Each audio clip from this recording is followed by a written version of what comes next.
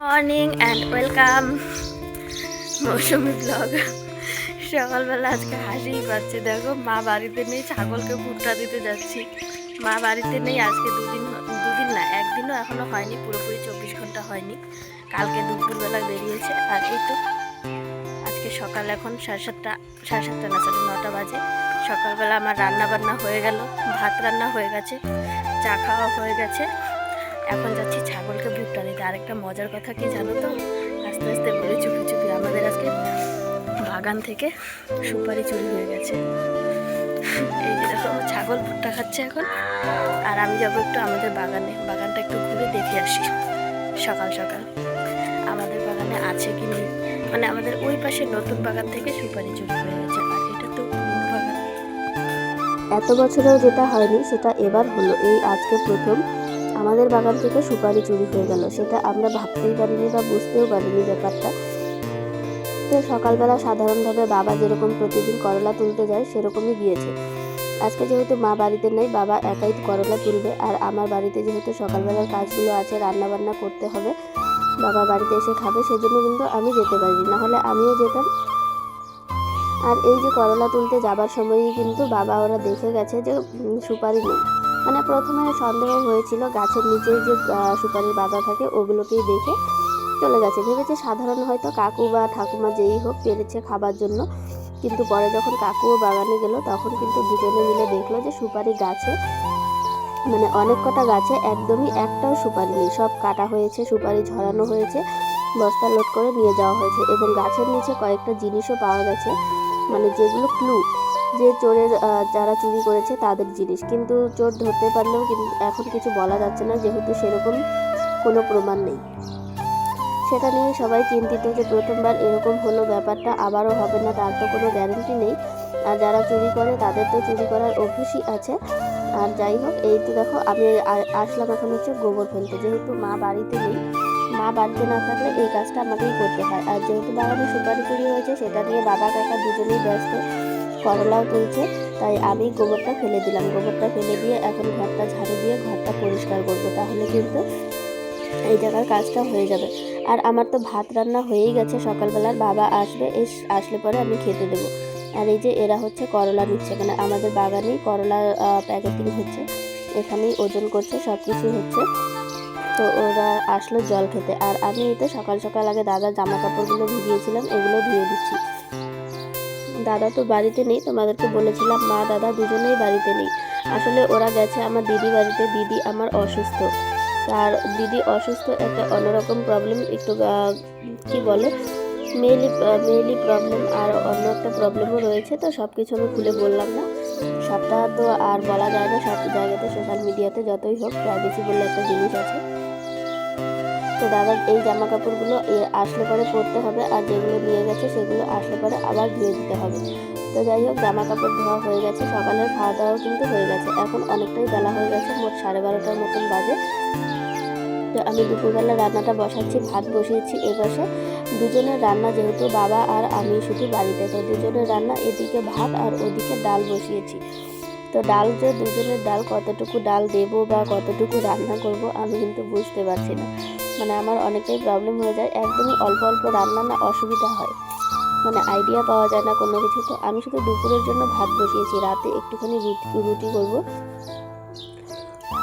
রাতে বলতে সন্ধ্যের দিকে করে রাখবো, করে ও ঘরে নিয়ে যাব, তাহলে কিন্তু সুবিধা, না হলে আমার এই ঘরে প্রচণ্ড ভয় লাগে। তো এই তো বসলাম এই রান্না করতে। তো ডাল বসিয়েছি, আর চাটনি কিন্তু আমি রান্না করে দিয়েছি ডালের আগে। আজকে একটু টমেটোর চাটনি বানিয়েছি, জানি না চাটনিটা কেমন হবে, প্রথমবার নিজের হাতে একা বানিয়েছি। আর আমি এখানে ভাজাটা তুলছিলাম, মানে ভাজা কেটেছিলাম কুয়াশার আলুর জন্য ভাজি করব। তো সেটাতে নুন আর হলুদ মাখিয়ে রাখছি, তাহলে কিন্তু কড়াইতে দিলে ভাজিটা তাড়াতাড়ি হয়ে যাবে। নুন হলুদ মাখিয়ে রাখছি, ওদিকে ডালটা হতে থাক, ভাতটাও ফুটছে। ভাতটা ফুটে উঠেছে, আর বেশি সময় লাগবে না, ভাত হয়ে যাবে। তো আমি উনানেই বসাতাম, যেহেতু দুজনের রান্না খুব অল্প সময় লাগবে, সেই জন্য কিন্তু আমি গ্যাসেই বসিয়ে দিলাম। তো পটাপট এখন হয়ে যাবে। দেখো রান্না বান্না সব কিছু হয়ে গেছে, বাবাও খেয়ে নিয়েছে, আর আমি বসেছি ভাত খেতে। আজকে আমার একদমই খেতে ইচ্ছা করছে না, কোনো কিছুই না। আর সামনে যে তোমরা লাঠির মতো জিনিসটা দেখছো, এটা কিন্তু কোনো লাঠি না, আসলে এটা হচ্ছে ডাল ঘুটনি আমাদের। যেটা দিয়ে ডালটা ঘোটা হয়। তো সেটাই আমি মোবাইলটা এখানে রেখে ভিডিওটা শ্যুট করছিলাম। তো এই জিনিসটা আমি একদমই খেয়াল করিনি, এডিটিংয়ের সময় খেয়াল করেছি। তো এটা সেরকম একটা বাজে দেখাচ্ছে না, তো তোমরা একটু ম্যানেজ করে নিও। আর কি বলবো, কিছু বলার নেই। তো খাওয়া দাওয়া হোক, খাওয়া দাওয়া হবার পরে কিন্তু আরও যেগুলো কাজ আছে সেগুলো শেষ করে তারপর আমি স্নান করব, কারণ অনেকটাই বেলা হয়ে যাবে। না হলে স্নান করে আর এই কাজগুলো করতেই ইচ্ছে করবে না, একদম ভালো লাগে না স্নান করে এই কাজগুলো করতে। তো আমি খাওয়া দাওয়া করে বাসনপত্র মেজে নিয়েছি, বাসন মেজে তারপর এই তো উঠোন ঝাড় দিতে আসলাম। তো আগে সুপারিগুলো তুলে তারপর উঠোনটা ঝাড় দেবো। আর আজকে কিন্তু দেখো ত্রিপালে বাবা সর্ষে যে রোদ্রে দিয়েছে, আমাকে বলেছে সর্ষে তুলতে, কিন্তু আজকে আর আমি সর্ষে ধরবো না, কারণ ধুলোটা আমার প্রচণ্ড পরিমাণ ঠান্ডা লেগে যাচ্ছে। এমনিতেই ঠান্ডা লেগেছে, ঠিকভাবে দম নিতে পারছি না, একটু কথাবার্তা বলতেও অসুবিধা হচ্ছে, মাথাটাও ব্যথা করছে। সেই জন্য আমি বলেছি তুমি তুলবে, আমি তুলতে পারবো না। তো এই তো জেঠু এসেছে আমার, ওদের বাড়িতে যে আমার দিদি আছে, ভাগনা আছে, তো ভাগনার জন্য ব্রাশ আর কোলগেট দাদা এনে রেখেছিল 3-4 দিন আগে। তো জেঠু আজকে এটা নিয়ে যাচ্ছে। তো ওই জেঠু বাবা সবাই মিলে এই একই আলোচনা করছে যে বাগানের সুপারিটা চুরি হয়ে গেল হঠাৎ করেই। তো এটা নিয়ে বেশি ইসে না করে নিজেদের মধ্যে খোঁজাখুঁজি করো যে চোর যদি ধরা যায়, কিন্তু চোর কি ধরা যায় বলো তো এভাবে? চোর ধরতে তো সময় লাগে, যদিও কয়েকজনকে চিহ্নিত করা হয়েছে, চিহ্নিত করা হলেও যে কীভাবে ধরবে সেটাই বড় ব্যাপার। মানে বললেই তো আর ধরা যায় না, সব কিছুরই একটা ব্যাপার থাকে, যে আজকালকার দিন যা। তো যাই হোক, কথা বলতে বলতে দেখো উঠোনটা কিন্তু আমার প্রায় ঝাড় দেওয়া হয়েই যাচ্ছে। আর মা যেহেতু বাড়িতে নেই, একা হাতে সবগুলো কাজ সারতে আমার হিমশিমই লাগছে, মানে সময় লাগছে বেশি। কোন দিকেরটা আগে করব কোন দিকেরটা পরে করব বুঝতেই পারছিলাম না ঠিকঠাকভাবে। তো বাবা আবার বাইরে গেল, আবার আসলো, এখান থেকে একটা সুপারি তুললো, এখন যেন কোথায় একটা যাবে। এই রাস্তায় আমাদের কাজ হচ্ছে, নতুন রাস্তা হবে, তো তোমাদের সঙ্গে আমি শেয়ার করব আমাদের রাস্তাটার কাজ কত দূর বা কীভাবে এগোচ্ছে, সমস্তটাই শেয়ার করব, দেখাবো তোমাদেরকে। তো দেখো এই তো উঠোন ঝাড় দেওয়া হয়ে গেল। এই উঠোন ঝাড় দেওয়া হয়ে যাওয়ার পর এখন যাবো স্নান করতে। স্নান করে ঠাকুর পুজো দিয়ে সুন্দর করে একটুখানি বসবো। তো স্নান করে দেখো ঠাকুর পুজো দিতেও চলে এসেছি, সব কিছুই রেডি করা হয়ে গেছে। আর আমার ধূপকাঠি কিন্তু কয়েকদিন হলো শেষ হয়েছে, বাবা বাজারে যাচ্ছে আনতে মনে নেই, আর দাদাও বাড়িতে নেই, যে দাদাকে বলবো নিয়ে আসবে। তো দাদা বাড়িতে আসবে, তারপরে বলবো ধূপকাঠি নিয়ে আসার কথা। আর ধূপকাঠি যে কদিন না আনছে সে কদিন এই নারকেলের ছোবা দিয়েই কাজ চালাতে হবে। মানে নারকেলের ছোবা দিয়ে খুব একটা আমার ভালো লাগে না, জ্বালাতে সময় লাগে বা জ্বলতে চায় না, অনেকটাই ঝামেলাকর হয়। তবুও যাই হোক, দেখো শুরু হয়ে গেল। আজকে হচ্ছে বুধবার, কালকে তো বৃহস্পতিবার, সময় লাগবে পুজোর, কালকের দিনটাই সময় লাগবে, আজকে অল্প সময়ই হয়ে যাবে, যেহেতু আমি আগেই সমস্তটা রেডি করে নিয়েছিলাম। দেখো পুজো দেওয়া হয়ে গেল, এখন আমি একটু হয়ে মানে চুল টুল সব কিছু বেঁধে তারপর কিন্তু যাব রাস্তার দিকে, গিয়ে দেখবো রাস্তার কাজটা কত দূর কী হচ্ছে। পুজো দেওয়া তো হয়েছে, আর এই জিনিসগুলো সুন্দর করে গুছিয়ে রাখলাম, যতটুকু গুছিয়ে রাখা যায় আমাদের এই এলোমেলো ঘরে ততটুকুই গুছিয়ে রাখলাম।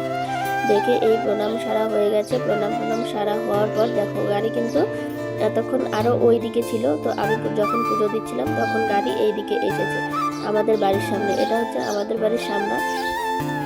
তো আর কয়েকদিনের মধ্যেই আমাদের বাড়ির সামনের রাস্তাটাও পেপার ব্লক রাস্তা হয়ে যাবে, খুব সুন্দর হবে রাস্তাটা দেখতে, চলাচল করতেও সুবিধা। আর আমরা একটাই কথা বলছিলাম যে এতদিন যখন আমরা বাজার থেকে বা কোথাও থেকে আসতাম, তখন টোটো কাকুরা বলতো যে দিদি আর যাব না, রাস্তা ভালো নয়। তো দেখো সুন্দরভাবে কিন্তু রাস্তার কাজ হয়ে যাচ্ছে আমাদের।